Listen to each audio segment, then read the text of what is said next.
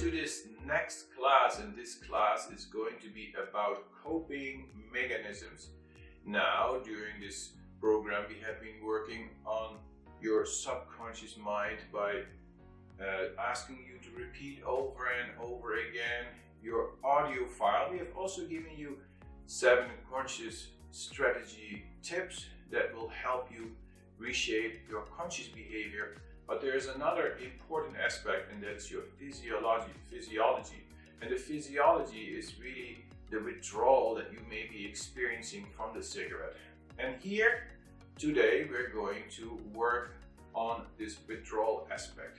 Because what we don't want is like somebody has said, well, somebody asking you, how are you doing with the smoking program? And you are like, great, I have stopped smoking. And your whole body is tense, whereas you have no cigarette that you may be smoking. And so we don't want this. We don't want you to feel in any way physiologically stressed during this process. And so we are going to provide you with a technique that is so elegant, that is so simple, but profoundly powerful. And the #1 coping strategy is breathing exercises. Now, why breathing? And how is this going to help me with my physical symptoms of withdrawal? Now, you may have noticed that when you're anxious, your breathing pattern changes. You most will be breathing like this. When you're angry, you are breathing like when you're relaxed, what do? So you see, the breath follows your mental state. It's like a tug of war. Let's say there's 2 parties pulling. On one party, that is the mind, and the other party is the body. And the mind is pulling anxiously, and the breath is trying to keep up, because as the mind pulls, the breath is being pulled with it. But you know, since it's a tug of war, is it not true that both parties could be pulling? And so what if we start to pull the breath? Would the mind follow? And yes, it will, because they are interconnected. See, we don't realize that. Generally, we are reactive breathers. We breathe subconsciously, according to the state of our mind. But could I become a conscious breather, where when I start to breathe in certain rhythmic patterns, I would start to alter my state of mind? In yoga, this is called pranayama, breath control. Now, the breath is magical. Why do we use the breath? It's because, let me tell you, when you are having a desire to smoke, what happens is your mind is occupied with a desire to smoke. And the problem we have when we try to quit any bad habit is, okay, I'm going to tell myself I should not have a desire to smoke with a mind that has a desire to smoke. So how can a mind that is already occupied with a strong desire to smoke tell itself, well, don't have a desire to smoke, but I do have a desire to smoke? So in that we feel defeated. You see, it's like, you see that often, for example, with people that have severe addictions. They don't even want to take that shot of heroin, but they are forced to.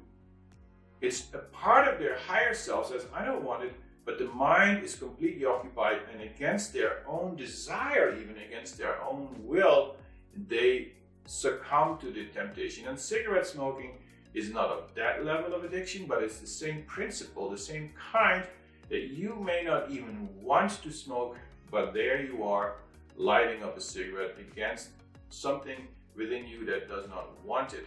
And so the problem then is that the mind already in some way, when the desire is so strong, is in a state of defeat. So the secret here is that, okay, well, if the mind at that moment is occupied with the wave of smoking, and we have a secret there, we know that the breath and the mind are connected, why bother with the mind?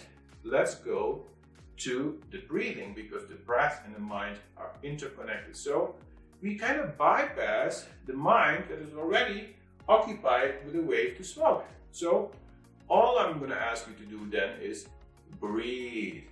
And so the mantra here is remember to remember. And I want you to remember this. remember to remember. I'm talking now to your subconscious mind. Remember to remember that as and when an urge to smoke arises, automatically from your subconscious mind comes the reminder. I'm remembering to remember, hey, I can breathe. Now the breath is magical. The definition of yoga is yoga chitta vritti nirodha. Yoga is the cessation of the waves of the mind. And now what happens when I start to breathe consciously? And when I talk breathe consciously, we don't have to do anything difficult or complicated. All that we're going to be doing is becoming aware of our breathing patterns. So all I'm asking you to do is start to become aware. And in the beginning, when you're anxious, you may be but when you start to breathe consciously, you try to breathe in through your nose and you exhale. And preferably what we want to achieve is an exhale that is longer than the inhale, okay? Because on that elongated exhale is where the calmness is introduced into the body and into the mind. So we breathe in, and in the beginning maybe disturb, and we breathe out. Breathe in, breathe out. If you can hear your breath, it's called ujjayi breath in yoga. When you can hear the breath, that's good. You want to hear it almost like a nasal breathing, like. And all you're going to be doing is inhale and exhale consciously. Now what happens is, as you start to practice this breathing, the mind will slowly calm down. It has to be so. This is a scientific reality. It's not anybody's opinion.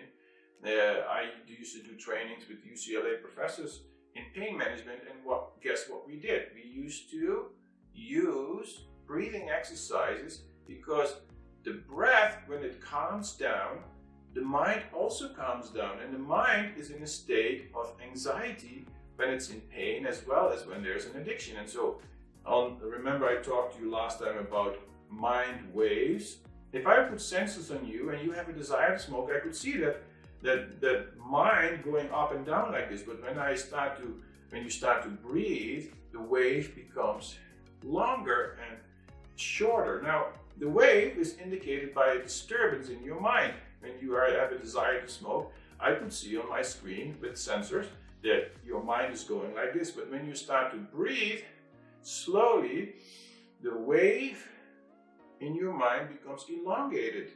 And so when the wave becomes almost non-existent, yoga chitta vritti nirodha, and the waves of the mind cease to be, I'm in yoga, I'm in unison with myself and with the higher consciousness. I'm calm. And so when the wave disappears, guess where the desire to smoke is? It's not there. Even in pain management, it's the same way. When the wave subsides, the pain in the body becomes greatly reduced. So all you're going to have to do is breathe consciously. Now, don't underestimate this, because this is extremely powerful. I've taught this to, professional athletes. I've taught this to actors.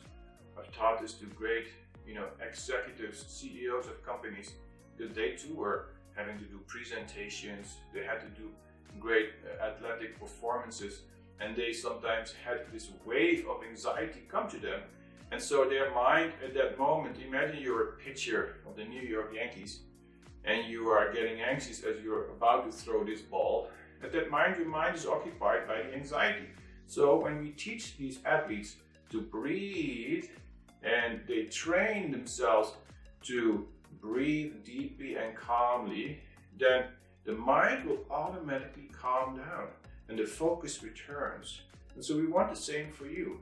As in when you have any physiological response to, you want to smoke, you feel anxious, I want you to sit down, close your eyes and start to breathe. And know that this anxiety wave in your mind, because the mind and the breath are connected, as you slow down the breathing pattern, the mind anxiety also slows down. And when there's no anxiety in the mind, when there is no wave in the mind, there is also no desire in the mind. And you come to a state of yoga, you come to a state of Zen. you come to a state of calm. You see, so this is the secret for today. Very, very important. And you find that it's not even applicable to just smoking. It is applicable to any kind of anxiety you have in your life. And you don't have to do any complicated breathing exercises. Just become mindful of the breath. So instead of allowing this mind to become all wild, you say, listen, okay, you be wild, I'm going to breathe. And you look at your mind, even if it's wild, you just breathe. You're breathing anyhow, you may as well breathe consciously. So while this mind and this body is all out of whack, all you're going to be doing is accept it. Say, okay, this is what it is. I'm not going to try to change your mind consciously because you are wild right now. I'm going to be breathing, and you start to breathe.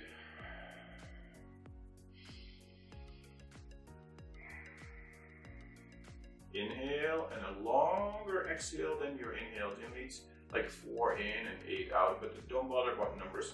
As long as your exhale is longer than your inhale, and you will find yourself restoring to balance.